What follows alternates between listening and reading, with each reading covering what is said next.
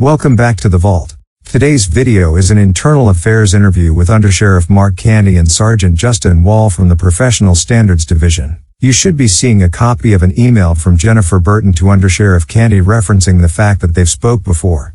Why is Undersheriff Canty speaking with Jennifer Burton? Do they have some prior relationship? Let me know what you think in the comments below. Please like, share, comment, and subscribe. I'm Sergeant Justin Wall of the Orange County Sheriff's Office Professional Standards Section. Today's date is May 26, 2021, and the current time is 11:42 a.m. This interview is being conducted at the Orange County Sheriff's Office, Undersheriff's Office, located at 2500 West Colonial Drive. I'm interviewing. Can you just state your name and rank for me? Mark J. Canty, and I'm the Undersheriff. Okay. Undersheriff Canty, are you aware I'm recording this interview? Yes. Has anyone threatened, coerced, or offered you any preferential treatment to give this statement? No.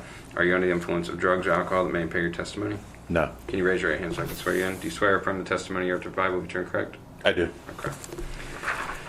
So, I'm conducting an investigation, and your name was brought to my attention specifically from an email that was sent from Robert Dewitte to Captain Carpenter on November 20th, 2019, in which he implicates that he spoke with you regarding this investigation, and so I just wanted to ask a couple questions regarding what you may know about this investigation. Okay. Were you aware of an investigation into Metro State and or Mr. Jeremy Dewitte? Yes. Did you give any directives relating to Metro State or Jeremy Dewitte, and who were those directives given to? Those directives were given to Chief Deputy Zwig and Major Dewitte, and it was that they were to conclude, the two investigators were to conclude their investigation, which means file the charges that they had with the state by I think sometime mid-December of 2019, I believe. File the charges they had with the state on Mr. Dewitte, and then if the state had any additional taskings, they were allowed to answer those taskings and deal with those taskings. Was there ever a directive given to not take any further action against Metro State or Mr. Dewitte? No, they were given actual directives. If the deputies saw law violations, they were obviously prevented to enforce any law violations that they saw. Okay. But specifically to the investigation, they were to conclude what they were working on? Right. They had charges that they could file, so they were told to go ahead and file those charges as opposed to trying to work a larger RICO type case. Okay. What prompted that directive?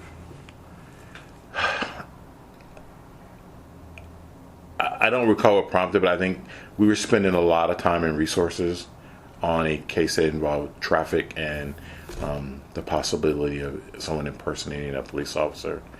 So we were spending a large amount of resources, including trying to bring other units and task forces into it to do a RICO investigation, as opposed to like, hey, I have charge on it, file the charges with the state, and see where the state takes those charges. Okay. Did you speak with an associate of Mr. Dewitte, Ms. Jennifer Burton? She came forward and said that she spoke with you in February of 2020. Do you recall speaking with her? I do recall. I don't remember that specific conversation in February. I had conversations with Ms. Burton initially as it related to her having some allegations against Mr. Dewitte for, I think, sexual battery or something. But that's how I initially met Ms. Burton. But I don't remember the specifics of the February 2020 conversation. Okay. Did you advise her that of the same directives that have been given to command staff? Yeah, I would advise her that, hey, Jeremy Dewitte is not our priority. If he has charges, they're going to file the charges that they have, and if he violates the law, they would enforce any laws that they witness him violate. Okay. Was that a telephone conversation between you and Ms. Burton? Yes. Okay. All right. Is there any other? Is there anything else that you know about this investigation you'd like to add? No. All right. The current time is 11:46 a.m. and that concludes this.